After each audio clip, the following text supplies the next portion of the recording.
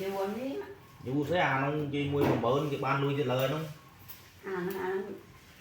bỏ nè thế là cục lên chứ thay thế cái thưa thằng nghi cái ban nuôi mầm bớn nó ai đi bỏ ban chẳng quá chết thứ đó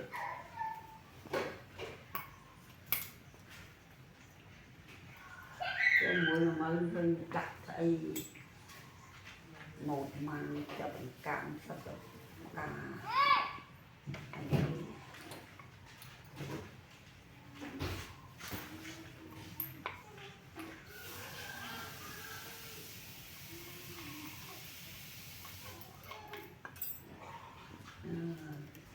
anh tay khẽ vô mà